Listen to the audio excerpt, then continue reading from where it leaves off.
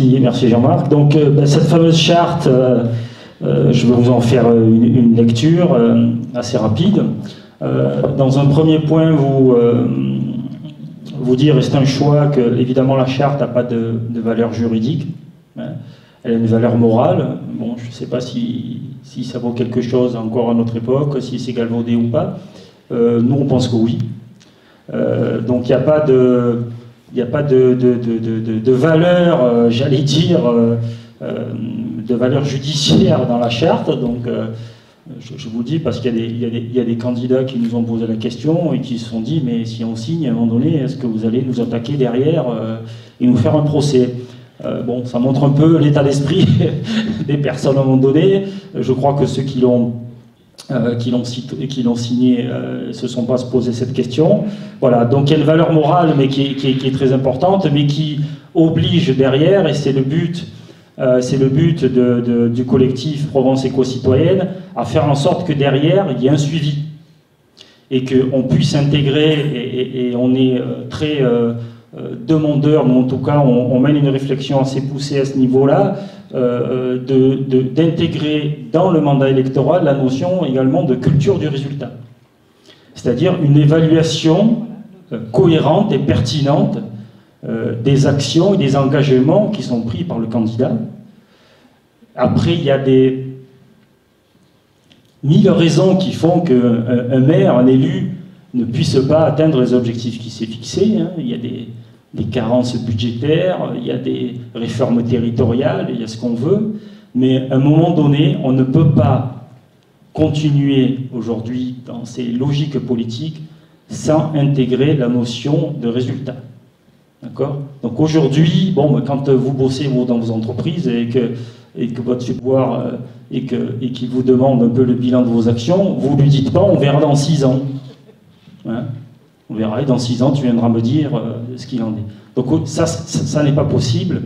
Et donc, la charte est un engagement moral, mais derrière, on proposera des outils, des solutions pour que, ça existe déjà, hein, des maires s'engagent à présenter, à faire bilan de leurs résultats, mais j'allais dire, c'est pas le maire qui doit le faire, hein, c'est une institution indépendante, représentative, avec un budget et des moyens, et pas le maire lui-même, parce que le maire, tous les ans ou à mi-mandat, dans son journal municipal, sur papier glacé, il fait son propre bilan. Ça, c'est pas cohérent, ça, on ne peut pas le juger parti. Le bilan doit être fait par des instances neutres, indépendantes. Voilà. Donc, cette charte-là, elle a une valeur, elle est que morale, et elle a une utilité à partir de derrière où il y a un système de contrôle. Donc, on vous l'a dit tout à l'heure, il y a les 5 valeurs, hein, la démocratie, l'écologie, la transparence, l'éthique et la co-construction. Donc, le candidat, en signant cette charte, s'engage à respecter les valeurs de la charte et à mettre en œuvre ses principes une fois élu.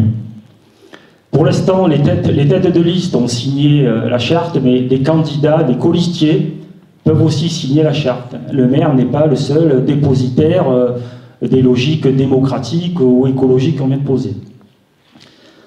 Donc, le candidat va signer ce document je vais vous en faire une rapide lecture. Je m'engage à agir pour l'épanouissement et le développement de la qualité de vie de tout être vivant dans le respect de tous les autres. Je m'engage à œuvrer pour l'intérêt général, en dehors de tout conflit d'intérêts, de quelque nature qu'il puisse être. Je m'engage à agir avec intégrité, transparence, diligence, honnêteté et responsabilité. Je m'engage à œuvrer pour plus de justice sociale, pour la transition écologique et à promouvoir toute initiative positive allant dans ce sens. Je m'engage à instaurer une démocratie participative opérationnelle dans le partage et l'exercice du pouvoir. Et je m'engage à tout mettre en œuvre pour atteindre les objectifs fixés par le conseil municipal, à rendre compte régulièrement de mon travail et celui de mes collaborateurs. Voilà donc la charte qu'on a voulu à la fois légère, mais à la fois, j'allais dire, assez lourde de conséquences.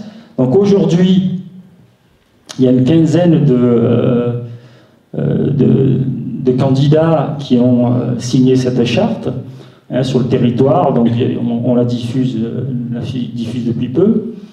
Le premier candidat à avoir signé la charte, bon, il est dans la salle, c'est David Gribe, candidat d'Arles, c'était le tout premier, c'était très réactif, suivi de Stéphane Edouin qui représente Arles Citoyenne, et on a Nathalie Mérincier qui est là aujourd'hui, qui viendra nous dire un mot. Et puis bon, on a Aiguerre, Pierre-Rémy Carlier également, qui est arrivé, qui est au fond.